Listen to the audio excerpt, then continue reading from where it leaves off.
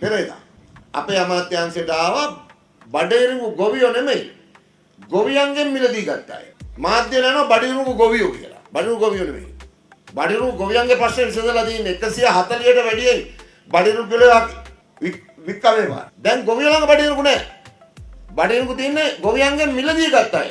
ඒ මිලදී ගත්ත අය මහා පරිමාණ ව්‍යාපාරිකයන්ට විකුණන්න ඕනේ. මේගොල්ලෝ මොකද කරේ? සුළු පරිමාණ මධ්‍ය පරිමාණ ගොවියගෙන් අරගෙන අර මහා පරිමාණයට බඩේරුඟු දෙන්නේ නැතුව මිල ඉහළ යනකම් කියලා Taman ළඟ තද කරගෙන හංගගෙන හිටියා.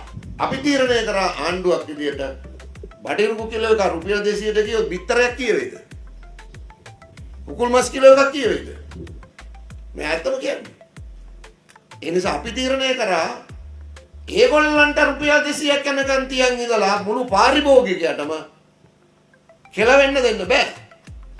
ඒ නිසා අපි පිට රටින් බඩේරුඟු ගේනවා. දැන් අරගොල්ලෝ ළඟ තියෙනවා. කොටසක් තියෙනවා. පිට රටින් බඩේරුඟු ගේනවා. අපි මෙට්‍රික් ටන් ලක්ෂ 3ක් ගේන්න තීරණය කරා. අපේ රටට ලක්ෂ 7ක් විතර ඕන. ගේන්න තීරණය කරපු ගමන් මොකද උනේ? අරගොල්ලෝ බැලුවා දැන් වැඩේ හරියන්නේ නැහැ. 200 විකුණ ගන්න බෑ. 190 විකුණ ගන්න බෑ.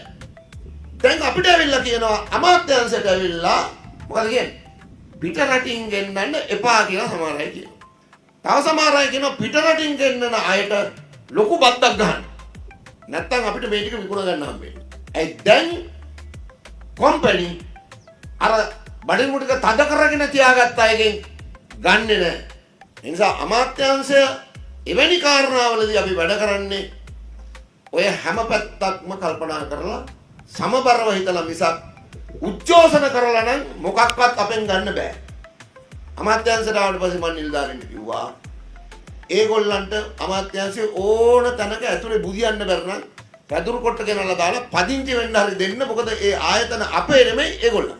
අමාත්‍යාංශය අපේ නෙමෙයි. ගොඩනැගිලි අපේ නෙමෙයි ජනතාවගේ. වැස්සක් එන්න පටන් ගත්තා. මම කව ටිකටවත් දෙමෙන්න දෙන්න එපා. ඔක්කොම දාන්න ඇතුළට. ඇතුළට දාලා බෝඩ් දාලා ඉන්න කියන්නේ මගේ ඔෆිස් එකෙත් ඉන්න කියන්නේ. ඕන්න පුටුවේ ගිහලා වාඩි වෙන්න කියන කිසි ප්‍රශ්නයක් නැහැ. හැබැයි එහෙම කරයි කියලා අපි අරන් දීලා තීරණ අපි වෙනස් කරන්නේ නැහැ. අපිට ලොකුවක් කියමන්නේ තියෙන්නේ. දැන් අපිට මේ පේන්න තියෙන රටේ නරක දෙයක් පේන්න තියෙනවා. ප්‍රශ්නත් ගැටලුත් තියෙනවා. හොඳ උත්තරත් එනවා.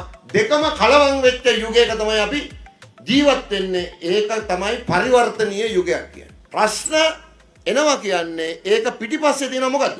උත්තරේ.